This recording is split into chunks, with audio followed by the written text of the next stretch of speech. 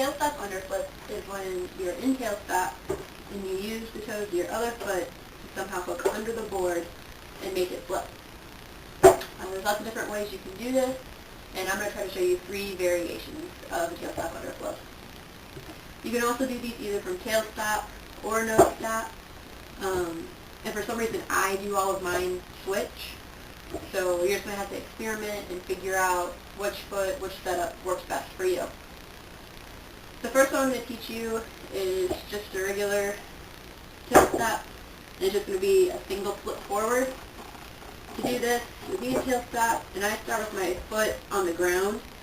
I kind of hop up, catch my toes on the edge of the board, pull up, and it flips, and you land. This one's pretty easy. The hardest part about it is just making sure you don't over-flick your foot. If you over-flick it, you can rotate too much and end up landing upside down, or you can land in rail, which is another trick you can do with it. But to get just that single flip and land right side up, you just have to experiment with how much flick of the foot to use. After that, it's not too hard, and those will look like this.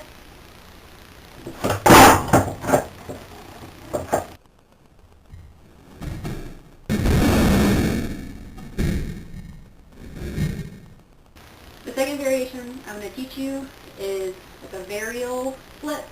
So you'll be in tailstop, and the board is going to flip like a varial, and you'll land. Do this setup in tailstop, and I kind of like to have my back foot with my toes hanging over the edge, kind of in the pocket, and then my front foot hooked up by the truck and kind of by the wheel. And I like to just use the tip of my toes. For some reason this seems to work better for me. You might have to experiment with that and figure out what works best for you, but that's just how I find it works for me.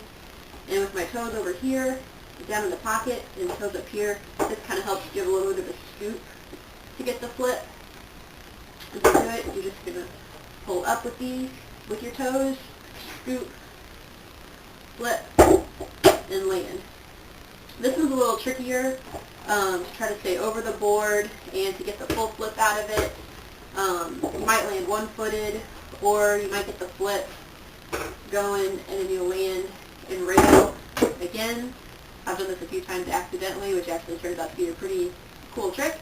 But to get the full rotation and land right side up, you'll just have to experiment with how much pull and flick, how much scoop in even different positions.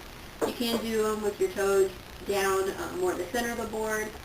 Yeah, I find it works better up by the trucks for me, but you can just experiment and find out what works best for you. Those will look like this.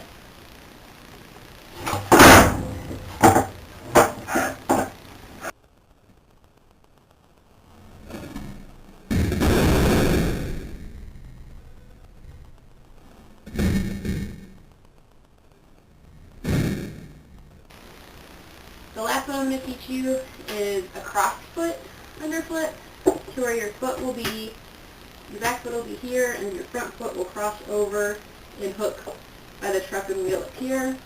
Again, I kind of like to have a bit of my toe hanging off in the pocket to help get a scoop. With this, you'll just pull, scoop, or it'll flip, and land. Again, with this one, you might have the same problems as with just the regular setup. You might pull and end up in rail, and again, it's a cool variation that you can do with it. But to get the full flip again, you just have to experiment with foot placement. You can do this one from further down the board. Again, I just find that it works better for me if I'm up closer to the truck and the wheel, and just experiment with how much pull and how much flip. And those will look like this.